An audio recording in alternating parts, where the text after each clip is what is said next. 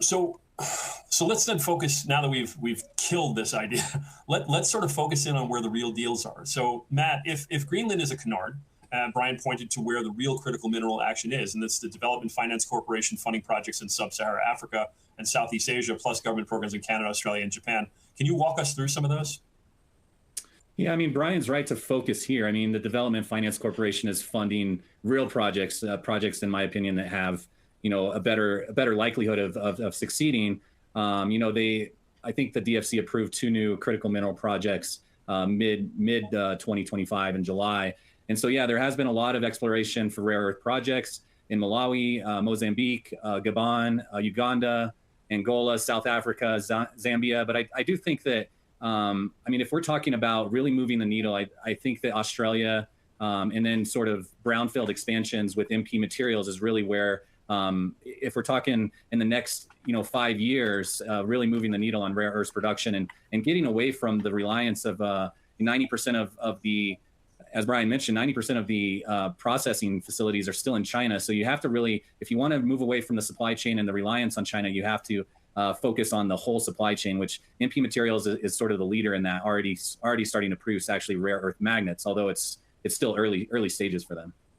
I will say that I was at a defense conference a couple of months ago, and the ambassador from Australia was there, and they're over the moon at the idea of the U.S. potentially investing money there on the rare earths and even some processing. They're just waiting for that kind of investment coming from us.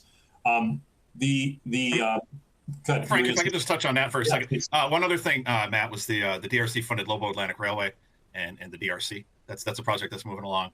And also, we haven't mentioned Saudi Arabia and the prospect for putting in midstream processing there. They just held a big conference there. I think it was their 4th or 5th one to try to get this moving there. But there's a lot of promise for what's going on in the kingdom. So, Brian, from a policy standpoint, Saudi Arabia just held its 5th major minerals conference and is positioning as a global critical minerals hub with cheap energy and easier permitting for midstream processing.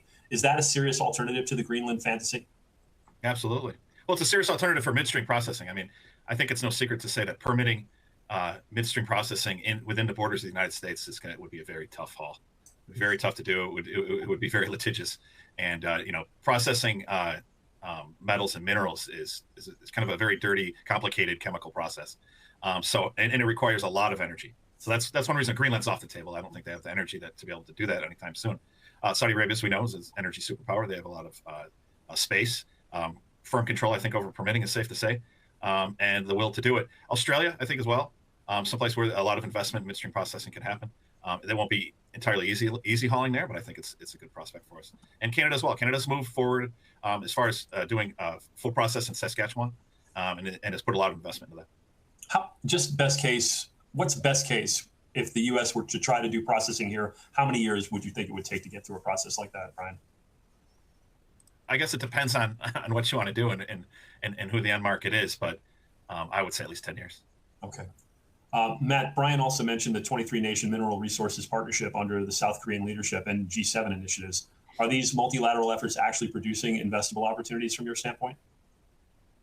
Well, I think it obviously helps. I think that the 23 nations, you have South Korea sort of took chairmanship, and, there's also there's, I think, upwards of 30 projects that they're looking at. So, I think that finding investable rare earth mining projects globally is still such a big challenge. The ironic thing about rare earths is they're not actually rare in the Earth's crust. It's just very hard to find them in such a way that it's economic to actually mine them and process them. It can be very expensive, and finding them in sort of that concentrated form is very difficult.